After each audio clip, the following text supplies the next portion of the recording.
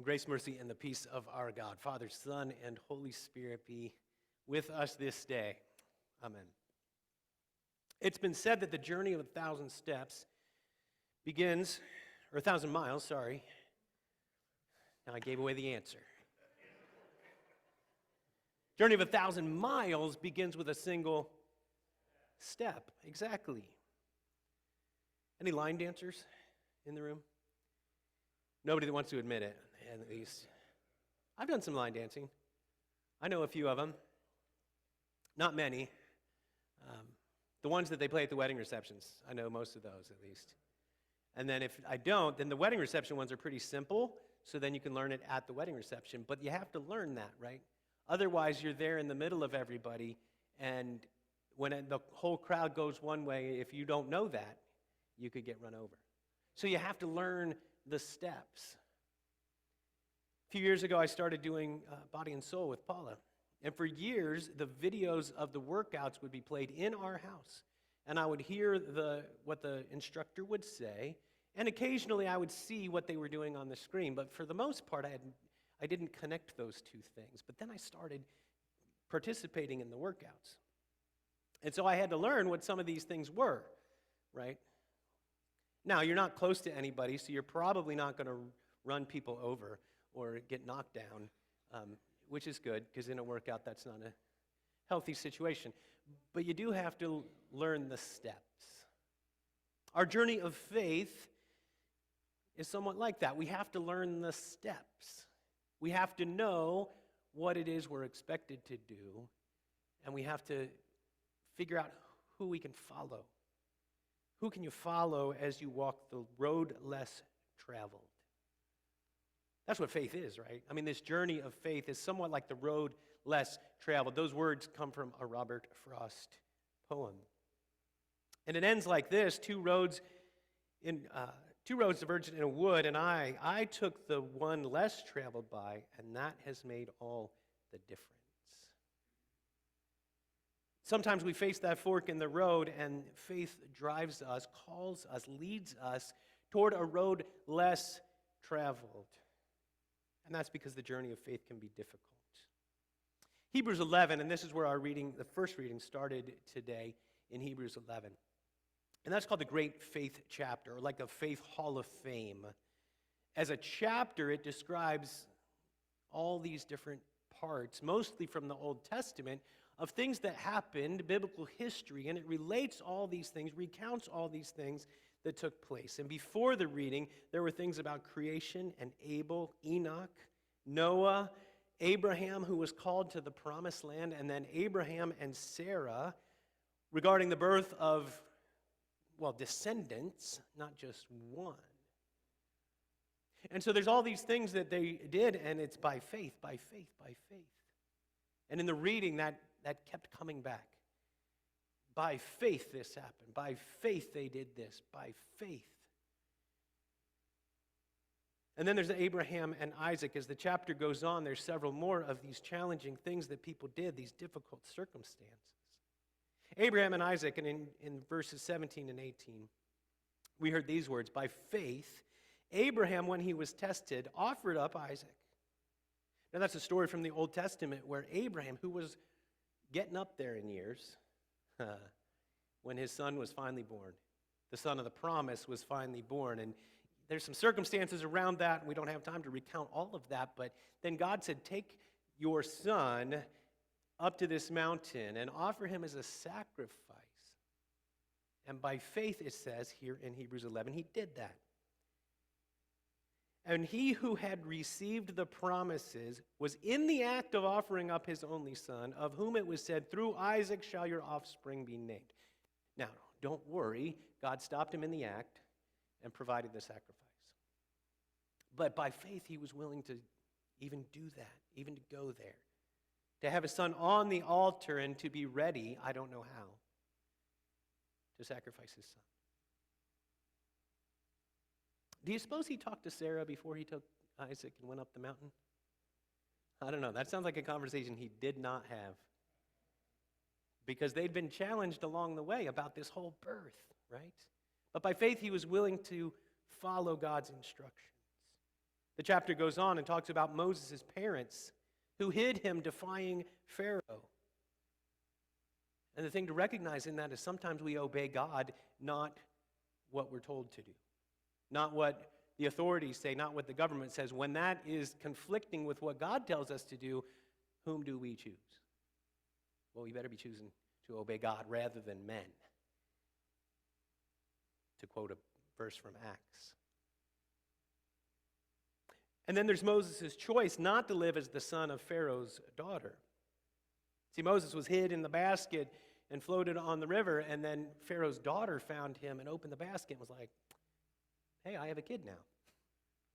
And took him home and raised him as if he were her son.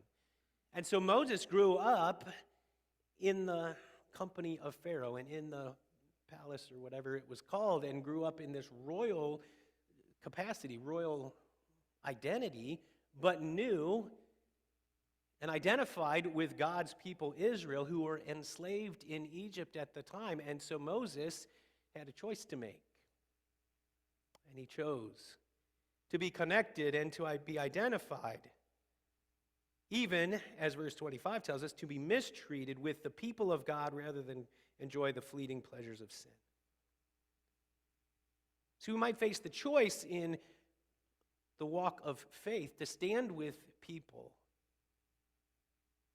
who are marginalized, stand with people who've been mistreated or bullied, to stand with them, to identify with them because they need someone, or because that's what we're called to do.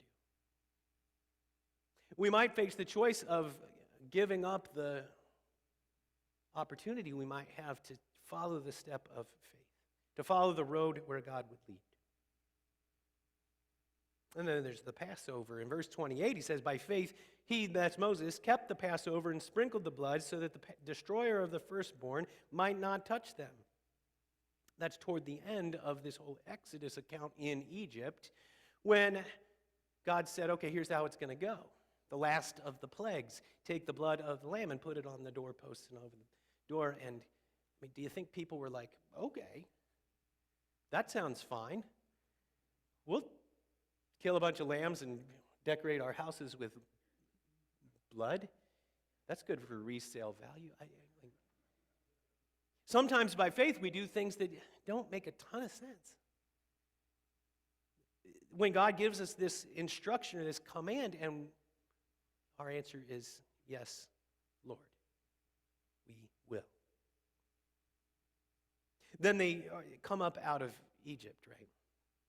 So this is how the story goes. After this plague, and the destroyer, as it says here, comes through Egypt, and the firstborn of Egypt, people and animals are all destroyed. And then, so Egypt's like, okay, yeah, time to go, right? And so they did get to go, and then Pharaoh's heart is hardened. He changes his mind, and, well, the army goes after them, right? And they come to the sea, and then the sea is parted before them. So verse 29 tells us this, that they were walking between the walls of water, and this is literal steps of faith. Because can you imagine that? I mean, it's not quite as big as the Pacific Ocean. But can you imagine if the water starts dividing and then there's dry ground? Do you walk into that?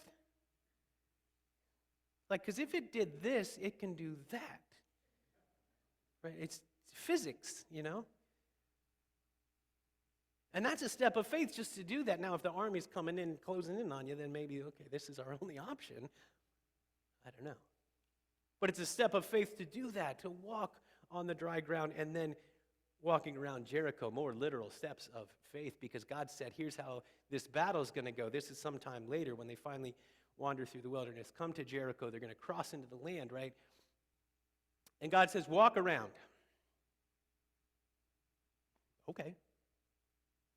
It's not a real big city, so you can walk around that. That's no problem. But then the last day, then they're walking around like all day long. And I bet there were people who were like, are we there yet?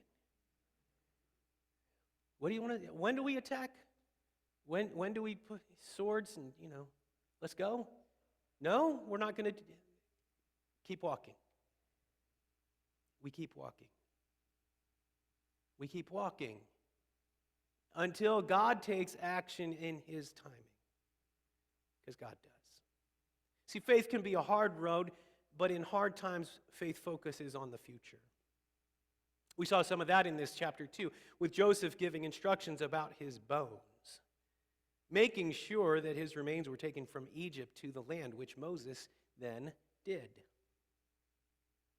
More important than that, Joseph talked about God would visit his people.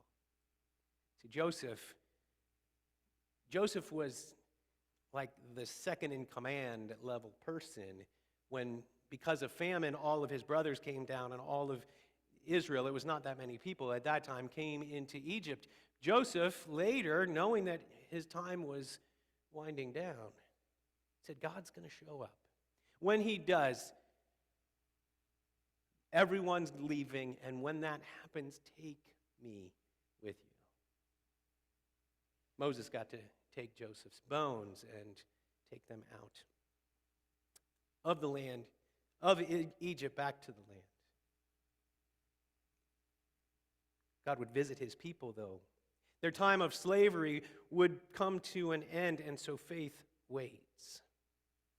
In a section that we actually skipped over toward the end of the chapter, in verse 39, it says this, all these, though commended through their faith, did not receive what was promised. See, they were all looking forward to a time when God would rescue, redeem, forgive, and do the things that God was going to do, and they were waiting, and they were hoping, and they were wondering. So if we've been in seasons where we're waiting or wondering or hoping, we can look back through Hebrews 11 and understand that God is faithful, but in his timing. That God's going to do what he's going to do, and we can still hope. Even while we hope, though, the hard path can feel lonely. It can feel lonely because it feels like no one has ever walked in our shoes. Like no one has gone this road, this route, this path where we're being led. No one has suffered as we've suffered or been asked to make the choices that we've been asked to make. And that's true in called ministry. That's true in the role that I have, but it's not only true in this role that I have. Because I don't think, anyone who hasn't been through some kind of hardship, some kind of struggle, some kind of difficulty, especially in the last 2.5 years. I don't know of anybody who hasn't had some decision, some choice, some complex thing in life where the step of faith, the path of faith was one way and there was another choice that could be made. See, everyone has a unique story. So we can feel like no one is on the path we're on, but here's a reminder, we don't walk alone.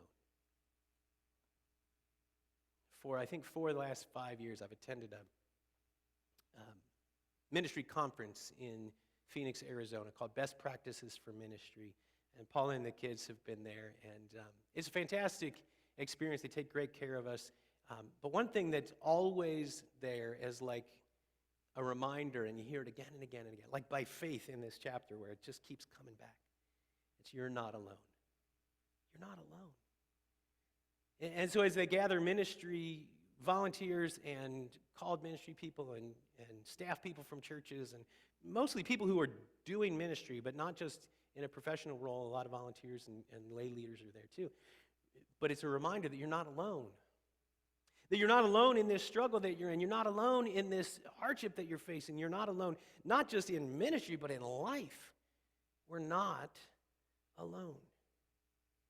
We are surrounded by witnesses. This is how chapter 12 of Hebrews starts. Therefore, since we are surrounded by so great a cloud of witnesses, a cloud of witnesses, people whose faith we can emulate. Do you remember crowds? Now, we don't go to quite as many places where there's crowds, it doesn't seem like anymore, but crowds are coming back, right? I mean, NFL preseason has started, and those stadiums are packed out with people. in a few weeks, or I don't know, maybe next week. I don't know when the college football season starts. Maybe it already did. There's baseball, there's crowds. There's concerts happening, there's crowds. We don't face quite as many crowds. We're not in quite as many crowds as we used to be, but recently we were in a crowd. The group that went to the Holy Land had a flight from Tel Aviv to Germany. And so there was 28 of us in this group. We all were headed toward the flight, and they picked a flight at 7 o'clock in the morning from Tel Aviv. Now, I guess they did that. That was maybe the only schedule we could get. I don't know. But that was early. And because it was an international flight, because if you're in Israel, everything's an international flight. Because if you get on a plane and it gets to the end of the runway, you're almost in a different country. You got to get there at least a couple hours early, right? That's what I'm thinking. So we're going to get to the airport at 5. Well, they said 3 hours early. Then the day before we were going to get on the plane, they said the airport's a zoo because of all these flight cancellations happening all over the world. So the airport's just completely packed out with people. You need to be there 4 hours early. Plus, Tel Aviv is not where we were staying. We were in Jerusalem. It's about an hour drive. You're doing the math, aren't you? And if you don't want to just roll out of bed, grab your suitcases, and get on the plane in your pajamas, you get up a few hours earlier than, or at least sometime earlier than that. So we were up at like 1 in the morning, left the hotel at 2 in the morning to get to the airport at 3 in the morning, and I am fully expecting this has been exaggerated, and we're going to walk in there, there's hardly going to be anybody, we're going to zip right through this, and I'm going to get a nap by the gate. Wrong.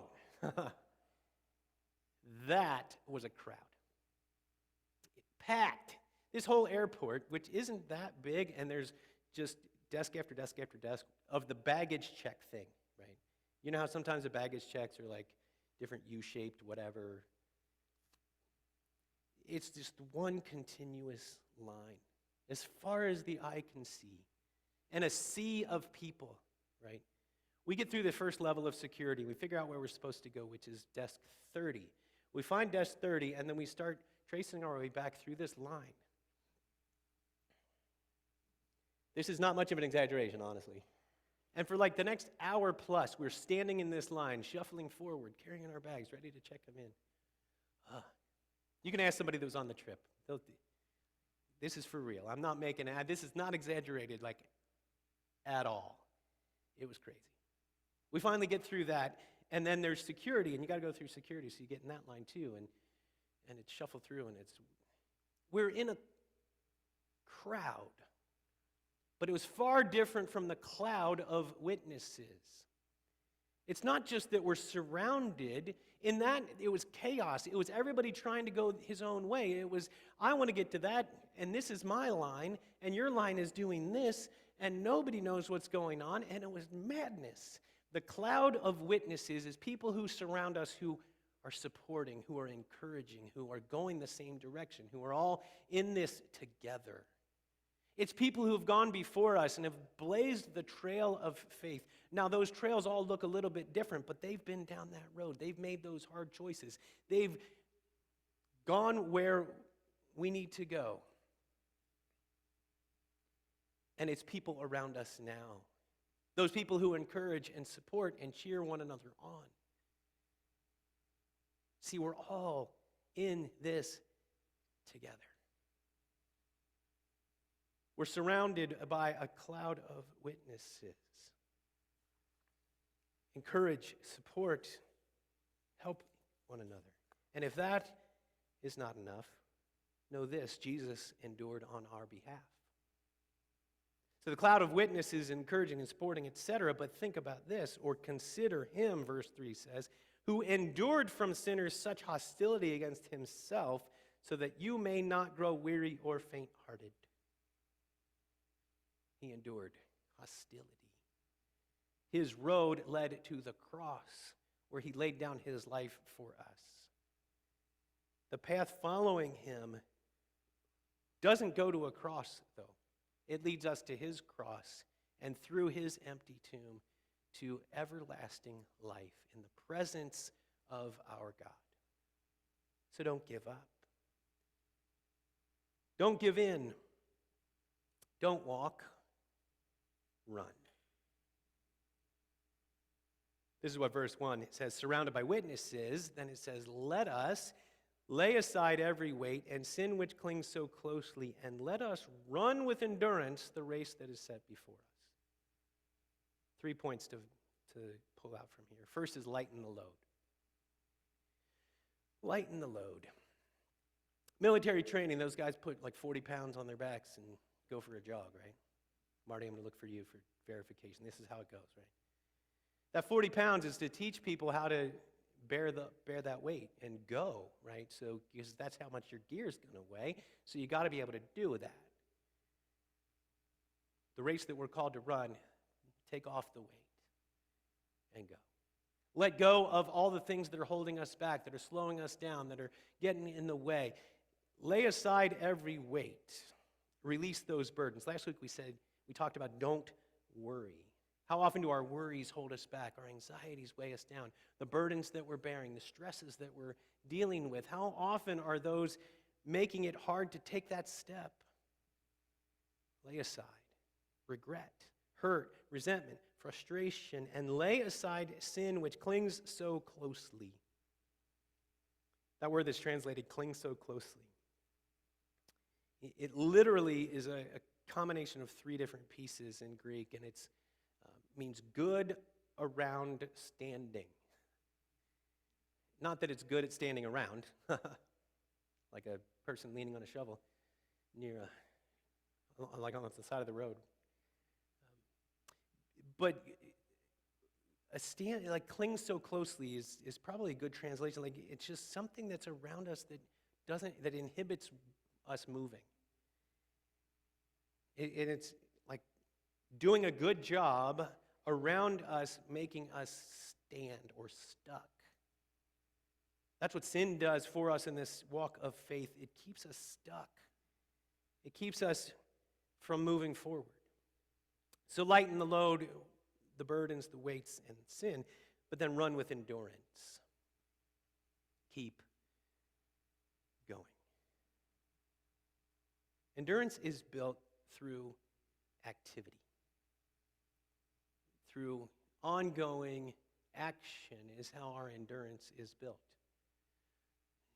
You first start doing some kind of exercise, chances are, if you've not been doing that for a while, you get tired pretty quickly, pretty early. People who've been through like a surgery or something, oftentimes there's physical therapy that follows that. And it's necessary. Why? Because muscle atrophy happens and our legs get weaker and our cardiovascular systems tend to decrease in their capacity. Right? It's probably familiar. Because who hasn't gone from not doing something to try to do something and then you go, wow, I'm out of breath. Same thing for our walk of faith. Our endurance is encouraged by continual activity. By moving forward, we gain that strength. We gain that endurance. By continuing to go, we can keep going. Next piece is stay on course. Run with endurance the race that is set before us. Not some other race, not some other path. How often are we just moving along and then we see, oh, that looks, I might want to go over here. Oh, wait. Oh, this other person can go this way. Maybe I should go that way. Here's an opportunity somebody else had. Maybe I'm interested in that. The race set before us. Because the journey of faith isn't all, we're all going one direction, which is toward Jesus, toward what he's leading us. But it's a whole bunch of different paths that lead in this one direction. It's callings to different places, different ministries, different experiences. We have different paths in life, so we need to stay on our course, not wonder where someone else is going or what someone else gets to do. So how do we run? Where do we go? Following whom? We look to Jesus. Verse 2 from chapter 12. Looking to Jesus, the founder and perfecter of our faith, the beginner and the finisher. The bookends of it. It's all, from start to finish, it's all about him, and he's done it all. He's laid the path out before us and called us to follow him. He's the one that gave his life so that we can walk this journey of faith. He's the one that's gifted us with the Spirit so that we can engage in this faith, and he's the one that walks with us every step of the way. So let's walk by faith, following the one who has walked before us, who walks beside us, and who leads us in the path we should follow. These are steps of faith. Let's run. Amen.